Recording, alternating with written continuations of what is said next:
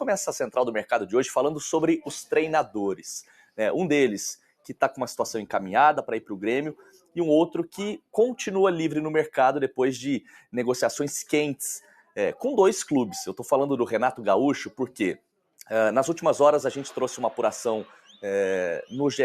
Globo, até falei com o Renato ontem, ele me disse que gostou muito do projeto que foi apresentado pelo Pedrinho, pelo Felipe, pelo Marcelo Santana, disse que realmente se envolveu com os nomes que foram apresentados, com a possibilidade de voltar a trabalhar no Vasco, morar no Rio de Janeiro, que ele tanto ama, mas que o que emperrou essa negociação foi a questão financeira, tá? Pelo que a gente apurou, o Renato bateu o pé, gostaria de receber no Vasco algo próximo do que ele recebia no Grêmio, R$1,5 milhão. A proposta de 2 anos de contrato tinha um salário muito inferior, e o Renato Portaluppi acabou de postar nas redes sociais uma postagem, uma mensagem muito interessante, dizendo que ele agradece às diretorias do Vasco e do Santos. Diz que teve ótimas conversas nos últimos dias, que os dois projetos são muito bons, mas que ele e a família entendem que o momento agora é de descanso. Ele até disse que o ano foi muito desgastante, que é preciso recarregar as baterias, mas que ficou muito feliz de ter sido procurado por 2 dos maiores clubes do futebol brasileiro.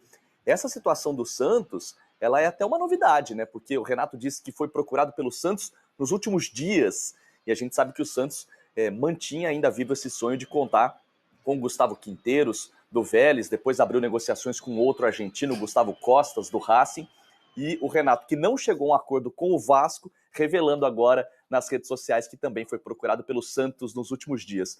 Com a recusa de Renato, o Vasco parte agora para uma alternativa. E o plano B é o português Antônio Oliveira, 42 anos, ex-técnico do Corinthians, do Curitiba, do Atlético Paranaense e do Cuiabá. O treinador está no Brasil, mais precisamente em São Paulo, resolvendo questões particulares e aguardando alguns contatos de clubes do futebol brasileiro. Procurado pela nossa reportagem, Antônio Oliveira não confirmou nem desmentiu esse contato feito pelo Vasco, mas internamente trata-se de um nome muito bem visto pelo presidente Pedrinho e pelos demais dirigentes do Vasco.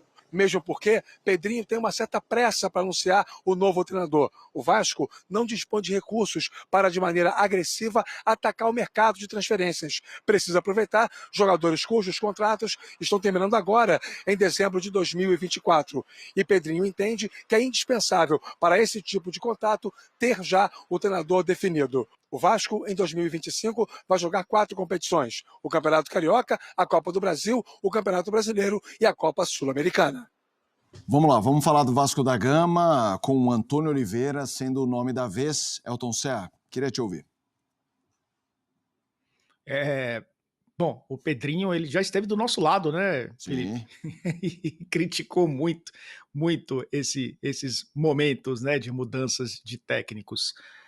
Sai de um treinador que era um técnico promissor, né, que era o Paiva, terminou com o Felipe, seu xará, e agora começa a temporada buscando um outro técnico. Aí sai de um perfil, que é o do Renato Portaluppi, para um outro diferente, que é o do Antônio Oliveira. E aí, é lógico que, olhando para o mercado, você não tem tantas opções de técnicos que aceitem o desafio de chegar num Vasco que ainda tenta se estabilizar, principalmente, né, fora de campo, e isso, logicamente, afasta alguns personagens do futebol. Mas, tirando essa questão, olhando para os perfis, são perfis bem diferentes. Perfis de trabalho até no campo, né? O trabalho do Renato, muito calcado no jogo com a posse, obviamente, mas de uma característica bem específica, né? De marcações individuais, o estilo de treinamento é diferente também. Acho que o perfil que o Vasco pensa em montar para a próxima temporada é de ter um pouco mais a bola, até porque tem um meio-campo técnico para isso, precisa trabalhar um pouco mais, né, ter fôlego para trabalhar esse estilo de jogo. Aí traz um técnico, ou pensa num treinador que tem um outro estilo. E a gente sabe que o Antônio Oliveira não necessariamente é um treinador para propor o jogo. Tem essa capacidade e até tentou mesclar esse jogo propositivo com o jogo de transição no Corinthians, mas não necessariamente é a sua plataforma principal de trabalho.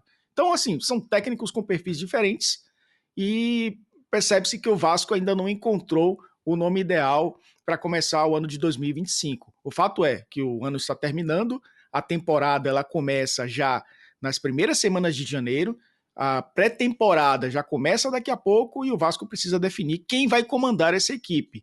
Que não seja no desespero, que não seja atirando em qualquer nome. É preciso ter critério, como o Pedrinho, inclusive, sempre pregou quando esteve do nosso lado. Olha aí, Renato Gaúcho, gente, ele não vai ser mais o técnico do Vasco. O treinador e o clube não chegaram a um acordo e agora o Cruz Maltino vai em busca de um novo nome para comandar a equipe no ano que vem. Esse aqui é uma postagem, tá aparecendo na tela, quem não pode ver, eu vou contar para você.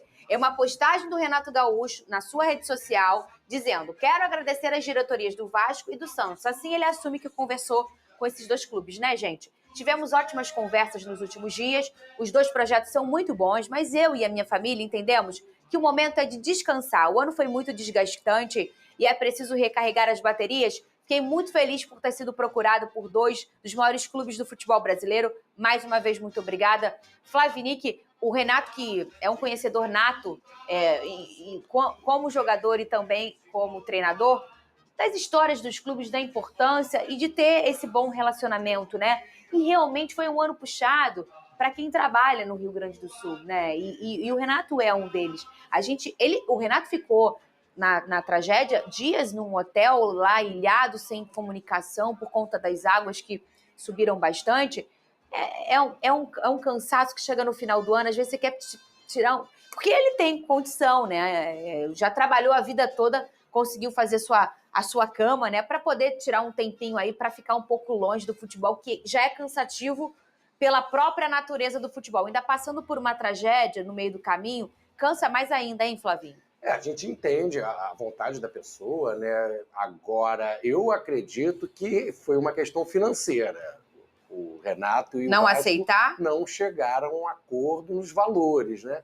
O Renato queria receber próximo que ele recebia no Grêmio, o Vasco ofereceu uma proposta inferior e o Renato não topou porque não chegou ao ponto que ele queria, ao valor que ele queria. Tudo bem, Renato, saiu bem, agradeceu, quero descansar. Eu não caio muito nessa, não. Eu acho que foi din-din. Você também? Concordo, mas olha aqui, sabe por quê? Vocês olharam as últimas entrevistas dele durante o ano? Tu vê que ele já estava assim... Brigou com o cansado, jornalista. né? Ô, Fernandinho, mas nem é muito a dele. Não é um é a cara dele, tão bacana e acabou Eu concordo com o mandando Flávio, meio mal, mas acho que foi grana. porque a partir do momento que você senta para negociar com dois clubes, é porque você não está com a decisão tomada que você quer de fato parar. Aí só depois de não chegar a um acordo com o Flamengo e com o Santos, ele entendeu junto com a família sabe como dele é que pode ser? que ele precisava descansar. É assim, ó, eu ganho X, me deram menos X, tô conversando.